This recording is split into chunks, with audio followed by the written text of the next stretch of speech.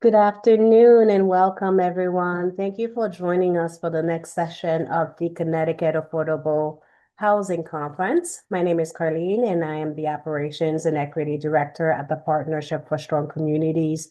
Joining me to support you all on this session is Dr. Samaila Adele from the partnership. This session is entitled Union Built and Finance Affordable Housing, Potential and Case Studies. Thank you to our sponsors for this session, Kinnan, Escalera, and Macau. And thank you to all of our sponsors of the conference. And now I'm going to turn it over to Alexander to get us started. Thank you. Hi, everyone. My name is Alexander Kolokotronis. I'm director of the Naugatuck Valley Project and the Naugatuck Valley Housing Development Corporation, a community land trust which stewards 102 units of cooperative housing since 1991. I'm joined today by Eric Foreman from the AFL CIO Housing Investment Trust. He is Director of Housing Policy there, and by Joseph Toner, who is the Executive Director of the Connecticut State Building Trades Council. And today we'll be talking about that very topic, union built and financed affordable housing. The order we'll go in will be first Eric, then Joseph, and then myself. And with that, I'll hand it off to Eric. I don't know if Eric wants to introduce a little bit more about himself and or the AFL-CIO Housing Investment Trust. So take it away, Eric. Thanks so much, Alex, and thanks so much to our hosts and to everyone in attendance. Very excited to talk to you today about the AFL-CIO Housing Investment Trust. I'll screen share to provide a few visual aids. So first, a little bit about the trust. We are a $7.3 billion social impact mutual fund that invests union pension capital in 100% union-built affordable housing.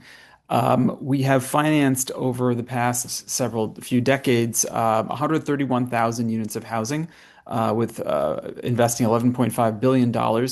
And the impacts of that investment that has led to 626 completed projects, which have generated enormous economic benefits, 50.6 billion in total economic benefits, and crucially, 21.7 billion in income for workers at high quality union wage scales, and 6.8 billion in tax revenues. I share these numbers because I think sometimes there's been in some quarters there's an orthodoxy that believes that the goals of creating high quality union jobs and the goal of getting affordable housing built do not align, and our track record indicates that that is absolutely not the case. HIT, as a pension fund investor, has financed over 130,000 units of housing in 626 projects, all built with 100% union labor. And we're excited to expand on that model in Connecticut with our partners here. So HIT's work, our organization dates back to the mid-1980s in its current form, and actually even a little bit farther back to the mid-1960s when the idea for investing union pension fund dollars to advance equal housing opportunity was brought up by Martin Luther King Jr. and George Meany, who was president of the AFL-CIO at the time. That led to the creation of the AFL-CIO Mortgage Investment Trust, which later became the AFL-CIO Housing Investment Trust. It's a model that works. But I also would like to, and I think, and it continues labor's legacy of building affordable housing today. But the legacy also goes back quite a bit farther.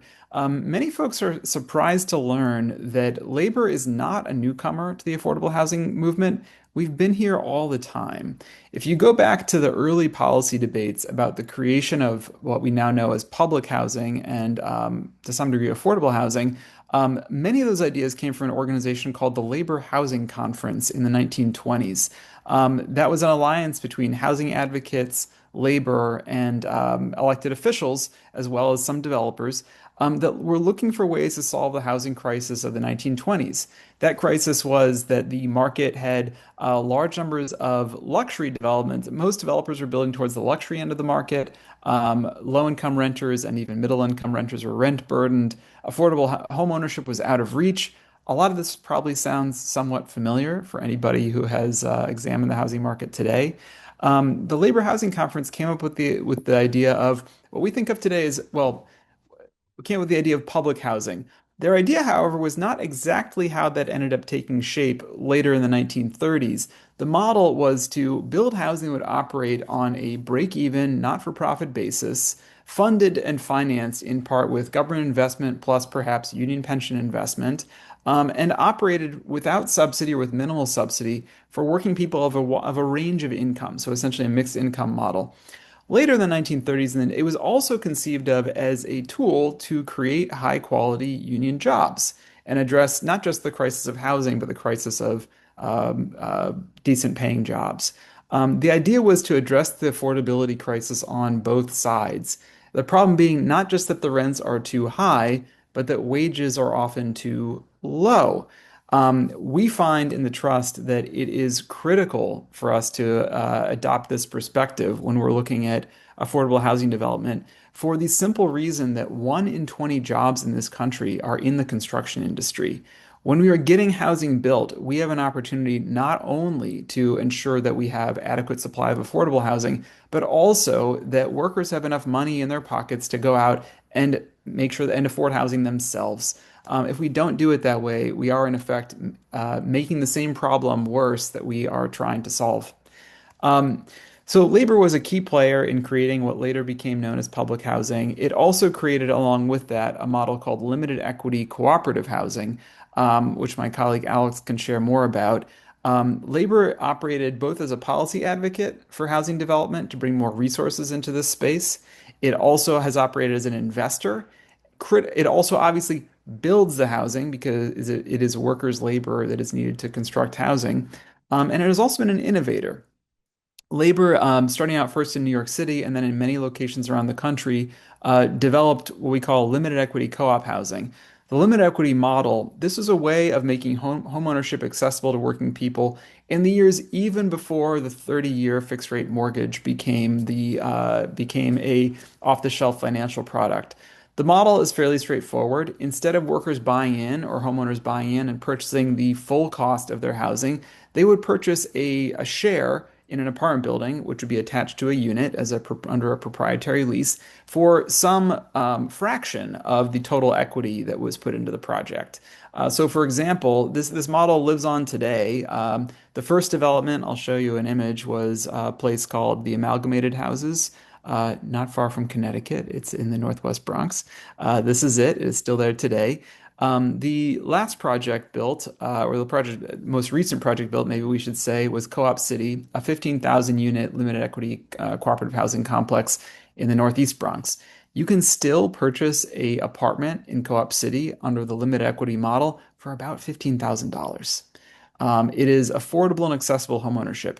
You then sell it also for similar to what you purchased it for. Labor pioneered that model. It later spread across the country. In the decades that followed, other approaches to housing development became more common. Single-family homeownership has been promoted by the federal government. We're in a moment now where federal resources are, in some cases, drying up. We need new and creative solutions at the local and state level. HIT is available as a partner to make that happen. And we can certainly look back to our past for inspiration, and I think we can look forward to the future with a lot of hope about what we can do together. So with that, I'll pass it over to Alex. Great. Thank you, Eric. We'll now have Joe Toner go next, so I'll share my screen. 1 second. Okay. Thanks, Alex. So my name is Joe Toner. I am the executive director with the Connecticut State Building Trades Council, and I have the honor of representing over 30,000 hardworking men and women in the unionized construction industry. And I think I'll kind of piggyback a little bit on what Eric was saying. I think the mission that we should have in the state of Connecticut, and not a goal, it should be a mission, is making sure that every single worker working on any project but in the state of Connecticut, including affordable housing, should be paid a livable wage, right? What's happening more and more now is, especially in the housing arena, more and more construction workers are being exploited. And what that does is it puts a strain on all the resources to the state of Connecticut outside of the developer developing the project. So what we do in the building trades is we have project labor agreements. and a project labor agreement are local hire agreements between the end user, whether it would be a housing authority, a developer, a city, a town. It's an exclusive agreement that makes sure that the work on the project is going to be done with the men and women of the Connecticut State Building Trades Council. And also with that comes the Building Trades Training Institute, which is our apprentice readiness program, which makes sure local hires are being adhered to and opportunities are being afforded to folks that live in those neighborhoods. If we go on to our programs in the building trades, our typical programs are 4-year apprenticeship programs, and they're free of cost. We spend over $30 million a year collectively amongst our affiliates in training our own workforce for our contractor partners. So in contrast to the folks that have apprenticeship programs, but the individual actually has to pay for all their own fees and services associated in the non-union sector. So if you become an apprentice in the plumbing and pipe fitting industry, you come over with our local 777, you become indentured, and all of the training and all your apprenticeship is free. If you go to work for an open shop contractor, you're paying for your own books, your instruction, and all that. So that part of your apprenticeship is not free.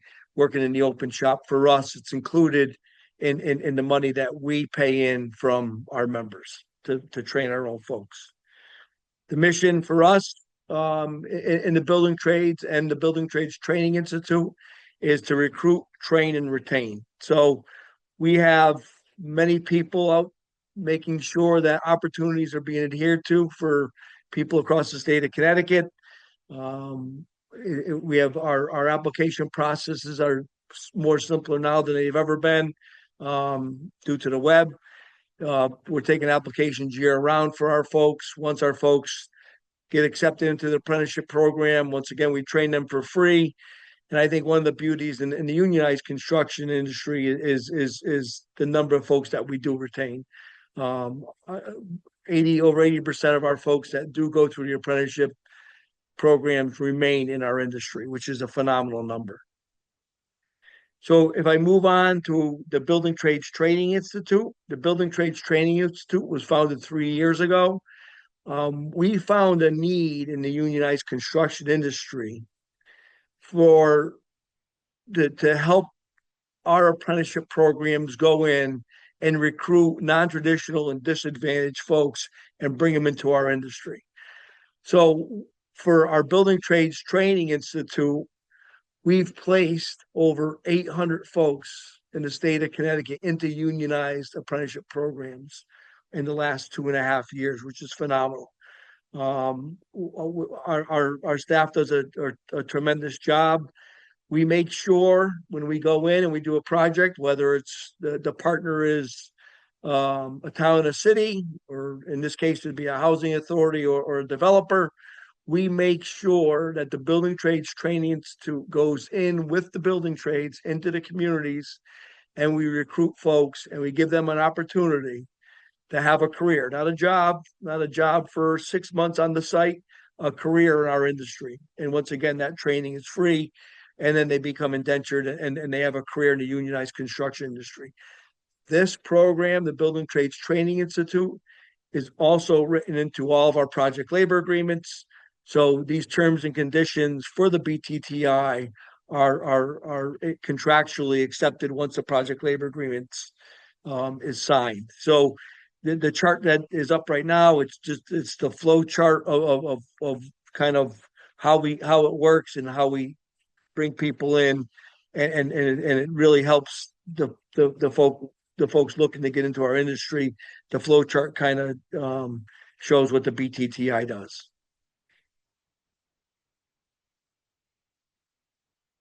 So I was talking earlier, we have 13 affiliates, unionized construction affiliates. Every one of our affiliates has their own training center. So the slides that are up here that we're sharing right now are the different training centers that are exclusive to our local unions and our members. So if you become a member of, I'll use the Sheet Metal Workers Local 40, you become indentured, you enroll into the apprenticeship program.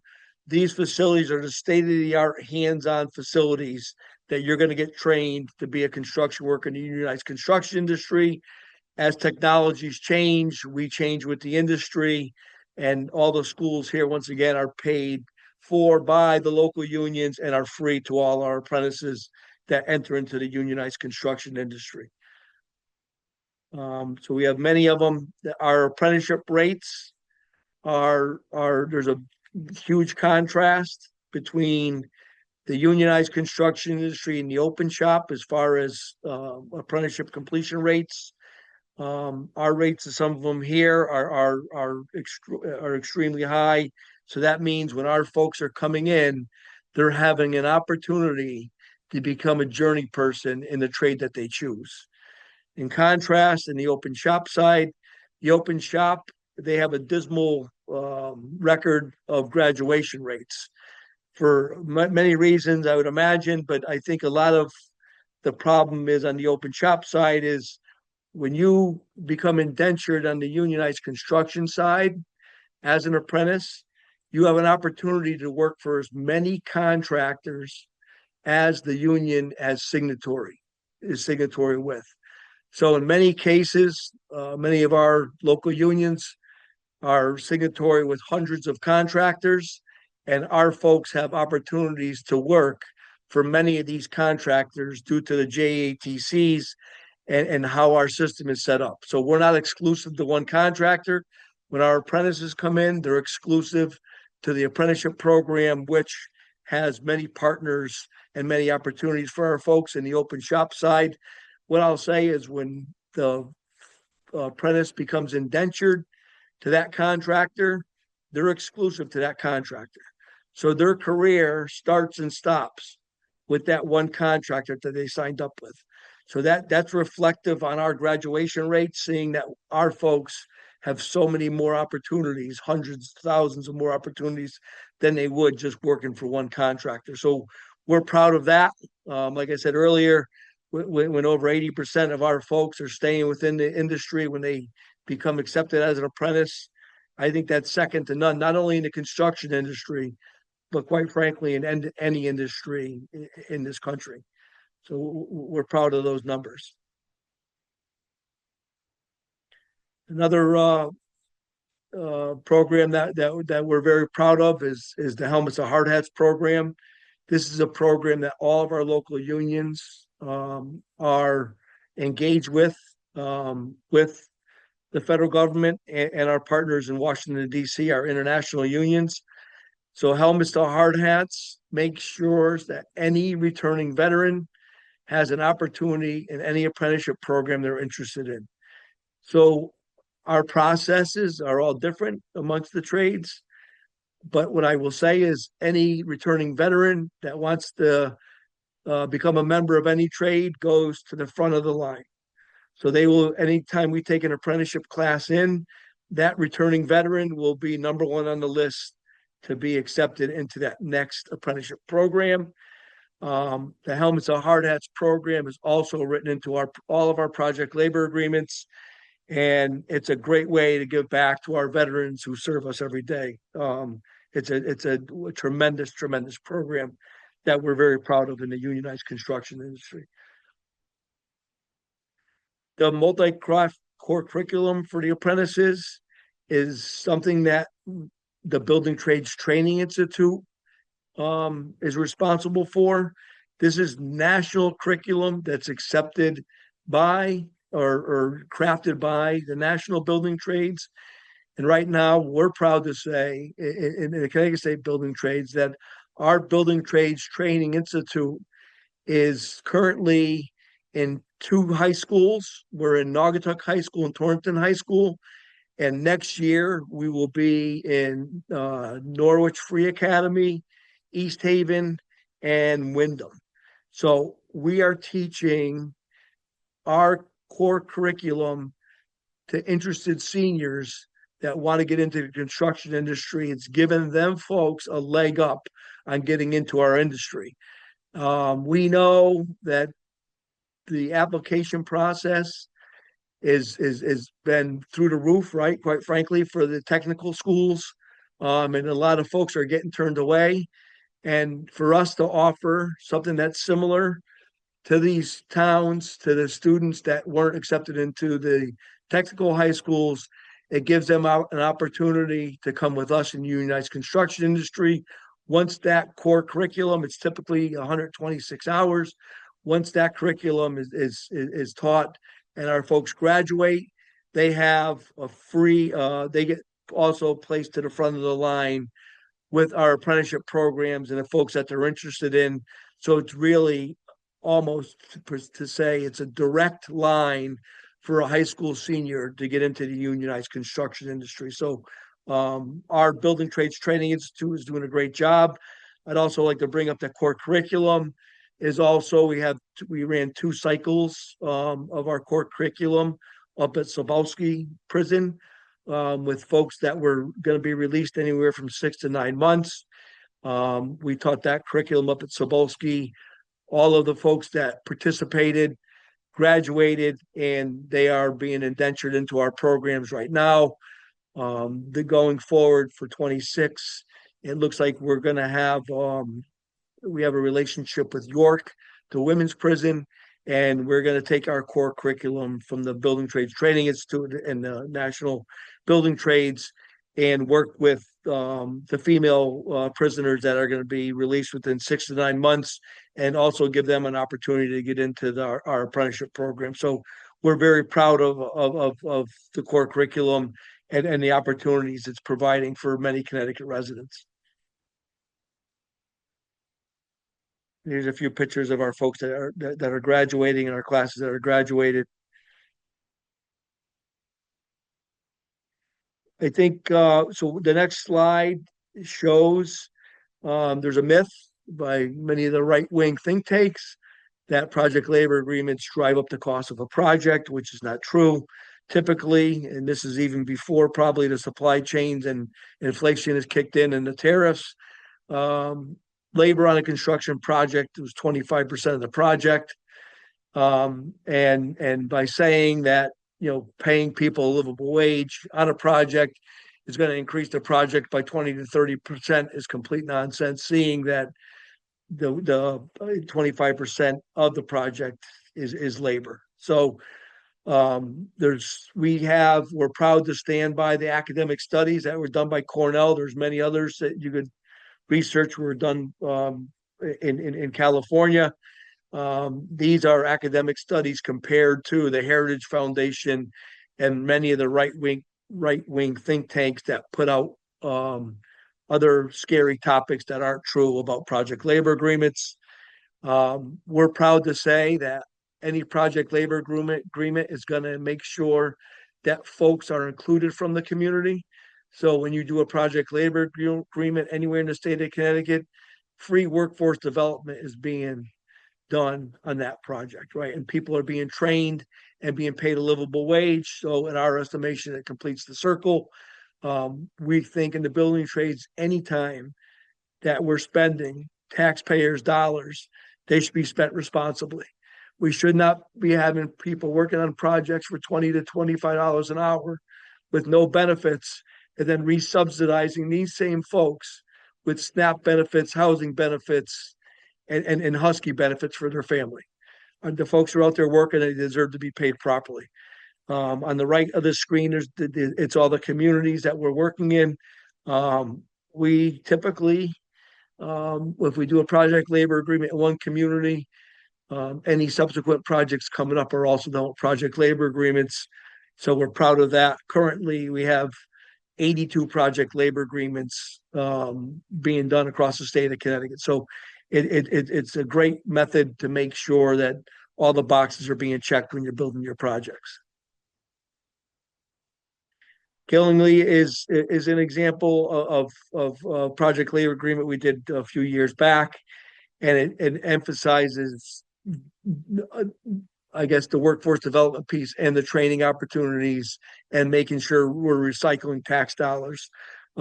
This letter from Bruce Benway, at the time was the town manager, it spelled out all of the key highlights that benefited the community.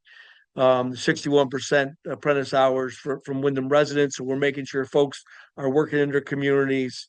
The Killingley residents was 56,000 in here out of the total man hours that were worked, which is incredible. And more recently, I'll say we just finished a project labor agreement in Torrington. And the project it's a high school, middle school combination. And the project was about 180, $190 million.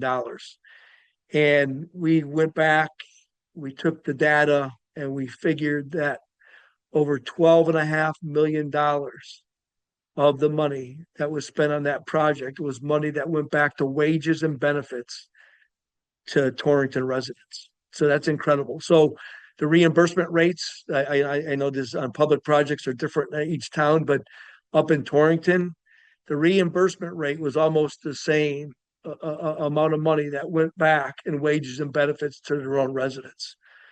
So making sure that residents are working on these projects, whether they're schools, affordable housing projects, or housing projects, recycling this money within your community has a tremendous upside for not just the community, but for your folks that live in your community.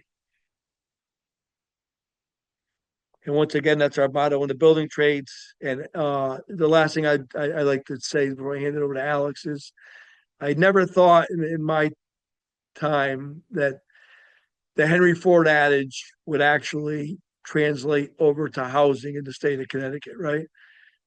So back in the day, Henry Ford wanted to make sure that the folks building his cars, the Ford's cars, were able to afford the cars, right? We're at that point now in housing in the state of Connecticut.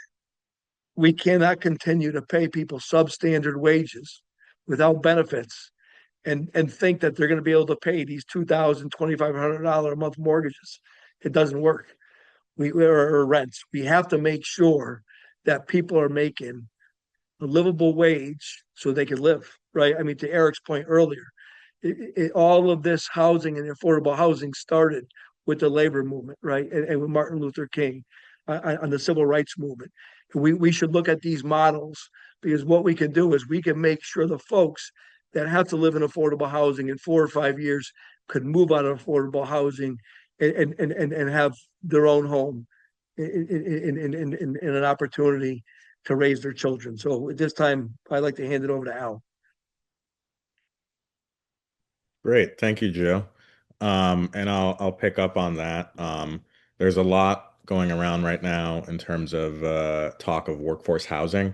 There was a little bit brought up around earlier around limited equity housing co-ops. I'm going to focus in on that because that's one of the programs that is being talked about again, something that was sort of lost to history for a bit and is now resurging.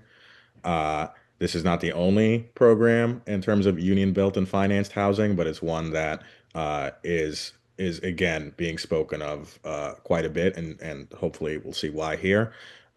This is a picture that was taken from Eric's article on the Co-op City groundbreaking, and a picture of Co-op City right here. And over here are pictures of Trade Union Plaza, a union built and financed cooperative housing project in New Haven, Connecticut, 77 units. And you see right here the groundbreaking with the Greater New Haven Labor Council, what would now be known as a Central Labor Council or Central Labor Chapter, and many of the figures involved with that. Uh, this is our own co-op housing from Brookside Housing Cooperatives. This is a sense of, we're in this moment where another thing that we're hearing a lot about, something that people are experiencing a lot is social isolation. You could see here that at the Brookside Housing Cooperatives and the broader Naugatuck Valley Project, which has multiple labor union affiliates, we have a really vibrant community, and this is examples from some of our big fights we've had around protecting the affordability of our housing. I'll bring this up here also in terms of UAW member who was critical in the founding of the Brookside Housing Cooperatives. This was a visit from the United Auto Workers, Region 9A. Members from across New England and New York City came to visit the Brookside Housing Cooperatives. And you'll see here Al Coles, who is a part of the Brookside Housing Cooperatives and a founding member. He was actually recruited into Brookside by Teresa Francis, the woman depicted here. She has since passed, but she was a resident of the Brookside Housing Co-ops. And this is a excerpt from the book on from a book on Naugatuck Valley Project called Banded Together. That's actually a phrase that she had come up with in talking about MVP of folks banding together in order to meet their needs and their visions. And this is about the sweat equity. This excerpt is on the sweat equity that she had put into this. But again, Teresa Francis herself was a longtime UAW member and leader in the Valley and the Greater Waterbury area. And Al, in part, spoke about being at Brookside, period, because of Teresa. To speak more broadly again, though, the sort of biggest example here is around cooperative housing as developed in New York City. And this happened at great scale. We're talking about tens of thousands of units and a whole range of labor unions involved in sponsoring or developing projects or having some kind of role in the development process. You can see the sheer breadth at the top. That's actually a bit limited. There are more labor unions who have been involved in some kind of shape or form in New York and outside of New York City, as you see right here as well. This has happened it's happened in urban contexts. It's happened in other contexts as well.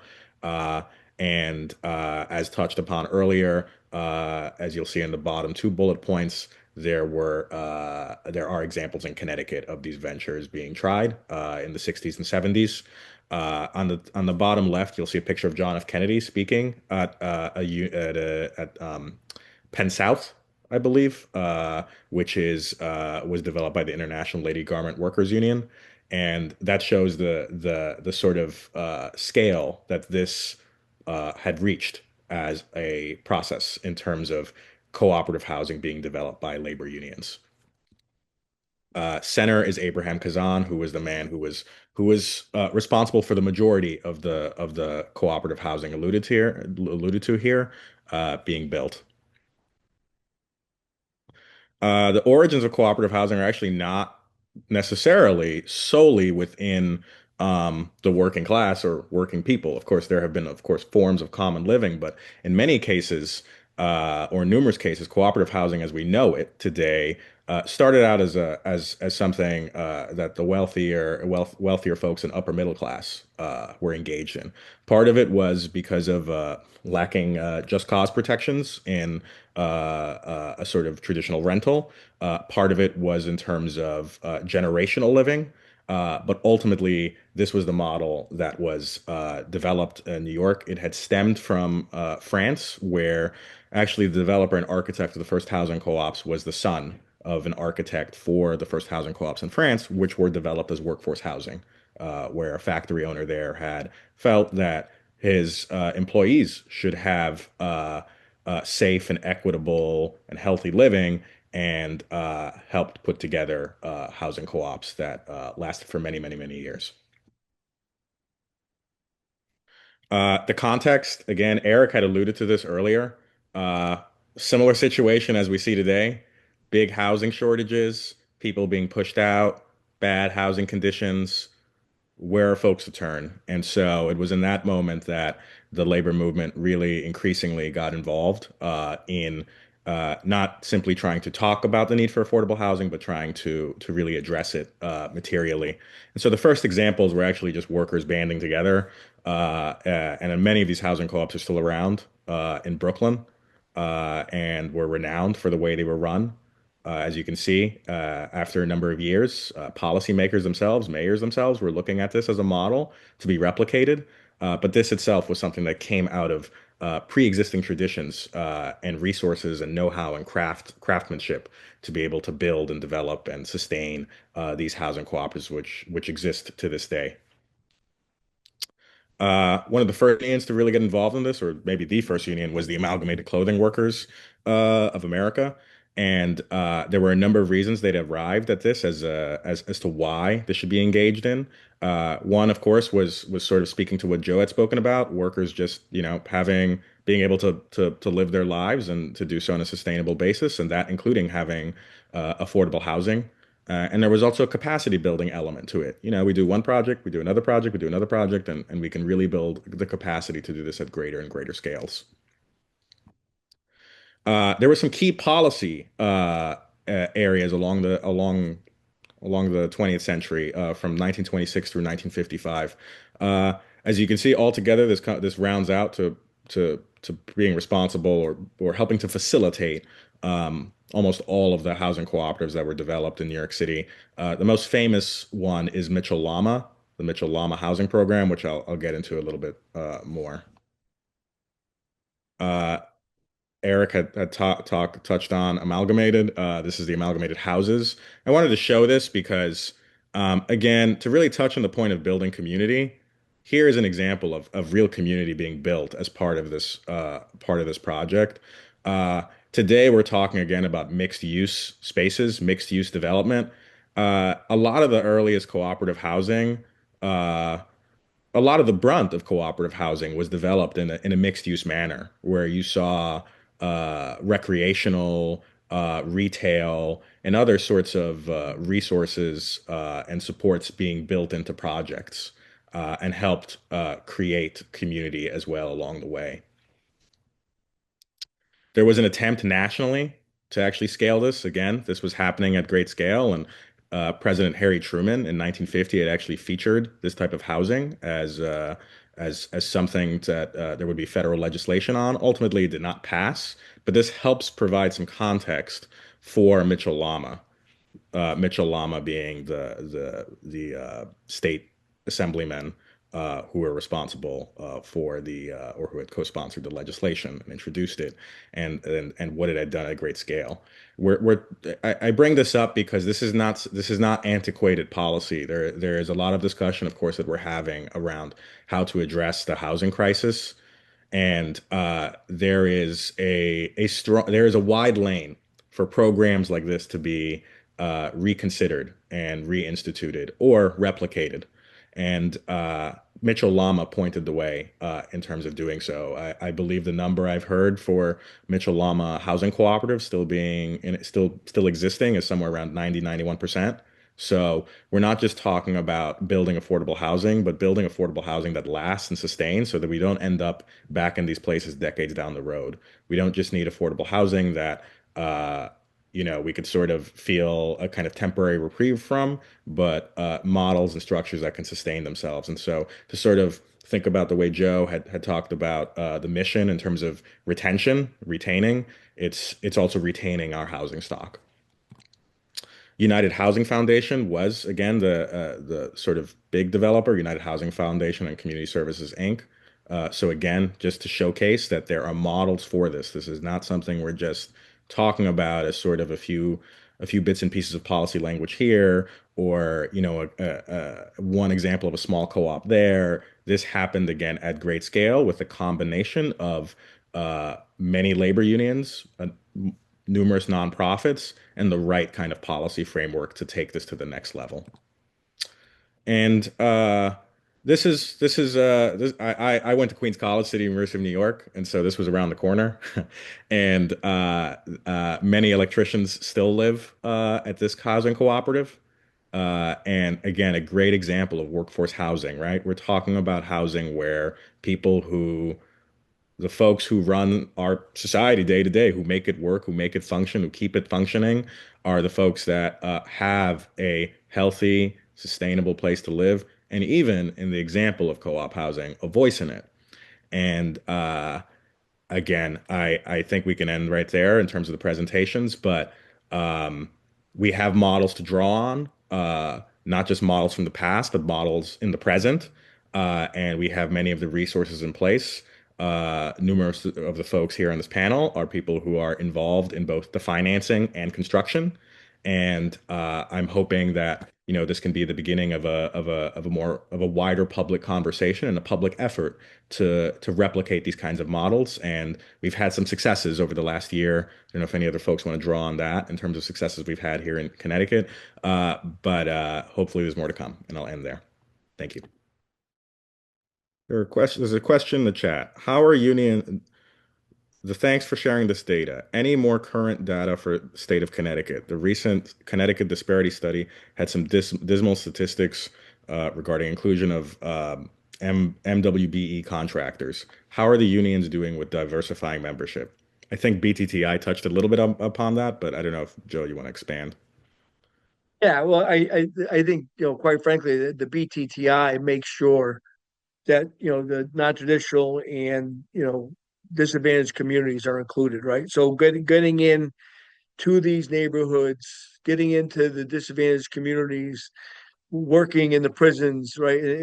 Or working, helps with some of that population, but especially, recruiting more females, right? I mean, on the non-traditional side, we have things in play there.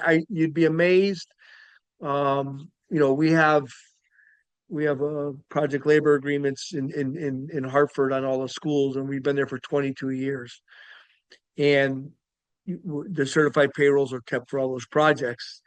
And over 50% of the folks working on these projects in the city of Hartford are brown and black.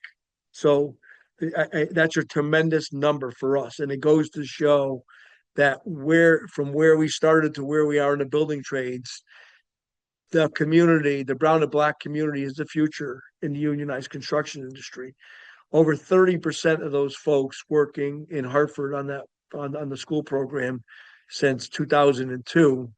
Over 30% of those folks are Hartford residents, right? So, our doors are open. I think in some of the communities, I think we're up in Wyndham. We're actually in the school system in Wyndham.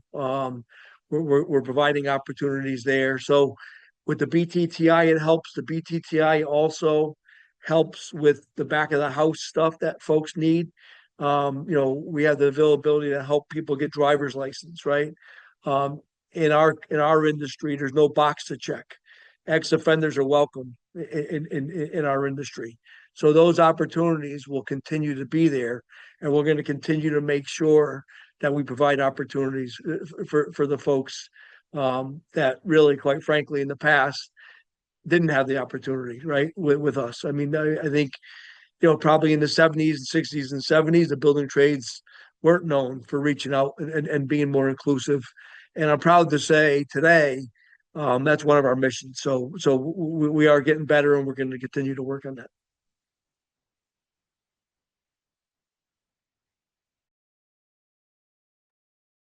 I know we're almost at time. Maybe we have time for one more question. Alex, there's a question in the Q&A box. Oh, there is. Okay. Oh, I see it there. Thank you. As someone who lives in a moderate-sized condo building, 90 units, we see a lack of expertise in our HOA. In my professional work, I hear cases of this as well.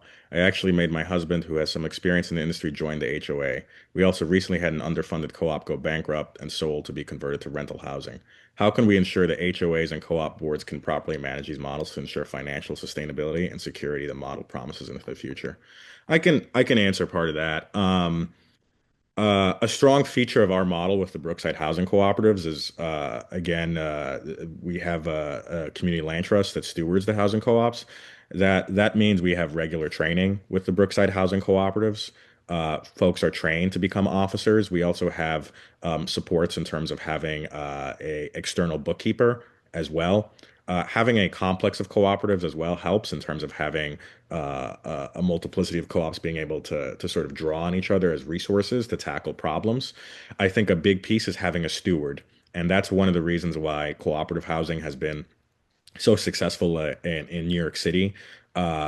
And there are other examples of community land trust supported housing cooperatives in the country. There's only unfortunately a handful, but it's being talked about more and more as a model to follow. And as well in Europe, you'll find examples of stewardship. So I would say, in short, having a steward is important. I think one of the promises of talking about policies, like we've talked about today, is building in potential for having a stewardship model in place. I believe that if we're going to have a resurgence of shared equity housing as promoted by or facilitated by public policy, and specifically, for example, cooperative housing, a steward should be a part of that. It is again a sort of mainstay and frequent part of cooperative housing in New York State and New York City.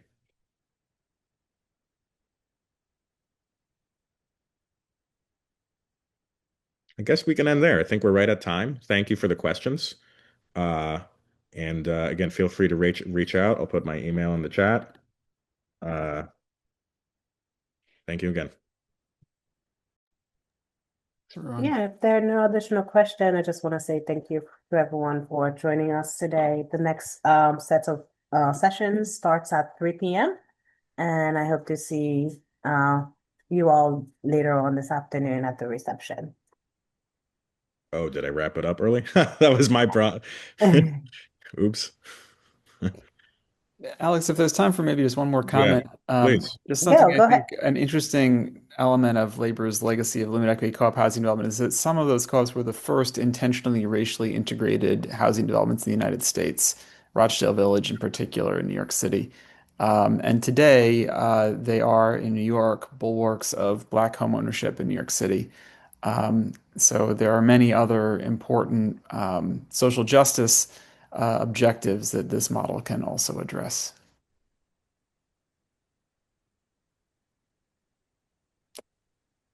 Thanks, everyone. Okay, and with that, thank you, everyone. You had a raised hand. Patrick, did Patrick have a raised hand? Yeah, Patrick. I was gonna ask a question. Sorry, We have time, Patrick. You can Okay. go ahead. I We have time. I jumped ahead. So, hey, Alex, really excited to learn a little bit more about the Housing Investment Trust funds. You know, we do some work in Hartford. We try to hire locally. We you know, our buildings are smaller, and so many of the kind of union-based contractors, you know, aren't as willing to kind of jump into smaller projects. And so I'm curious if there are you know, thresholds for when the fund might be interested in kind of being involved, right? Like, is there a minimum amount of a investment that you would commit to? And then, you know, is your work primarily kind of new construction, or, you know, rehabs and gut rehabs of old buildings, smaller old buildings? Is that something that you've seen the fund be interested in? Well, the second question first, we are interested in both new construction and rehab, and we have done substantial amount of work with expansion of public housing in the Boston area and elsewhere across the country.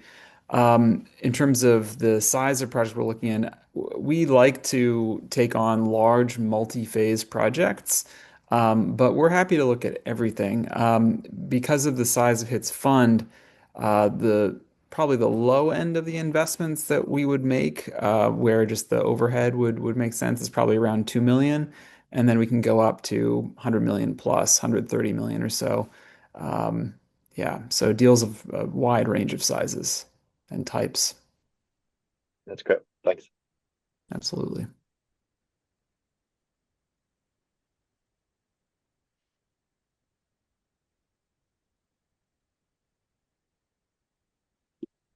And yeah, very, very interested in speaking with public housing authorities across Connecticut. I saw that there's somewhere over 4,000 units that could be built across the state before hitting the Faircloth ceiling. So it seems like there's a lot of potential for great new public housing development. Yeah, and my apologies earlier. We have another 11 minutes, so please, folks. I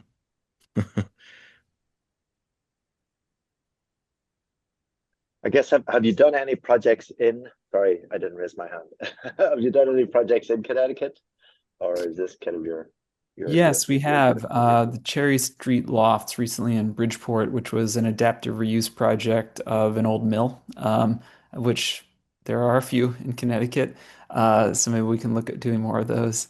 Yeah, I think that's currently our only project in Connecticut so far. Are there any additional questions or comments? I have a bunch more questions, but they're kind of in the weeds, and it might be better to just follow up afterwards and kind of talk a little bit more specifically. So, I have Alex's information. I'll try and connect through Alex, but look forward to continuing the conversation. Thanks. Thank you, Patrick. Anyone else? Well, just thank you again, everyone, for joining us for this session. And, take a few minutes, grab some water, and then join us for the next. Yes, Angela? I'm sorry, I see Joe Toner is back. Yes. I do have a question. It's not housing, but it is construction in Hartford. I believe I recently heard him speak at a Hartford Board of Education meeting regarding the school building projects in Hartford. If he could share his thoughts on that and if there has been any updates or progress to that end. Yeah, I could actually. There's been. I guess there hasn't been any updates. As far as the progress, there hasn't been any progress either, which is not good for our industry and for the folks that are working on the projects in Hartford. So, I will say this on the school construction program in Hartford. It's the largest employer for any union construction worker in the city of Hartford. And it's since 2002, as I mentioned earlier, when it started, Angel, we've enrolled over 1,200 Hartford residents in the unionized construction industry. And by abruptly wanting to do a study and jeopardizing 6 projects to the tune of $500 million is not good for anybody in the construction industry, let alone the children looking to go to these schools. So I wish I had better news. I think probably in this case, no news is actually bad news because the pause is actually hurting not only our folks in the industry, but the residents also in the city of Hartford. Okay, I think I can finally say thank you, everyone, and look forward to seeing you all later on this afternoon at the reception. Thank you. Bye.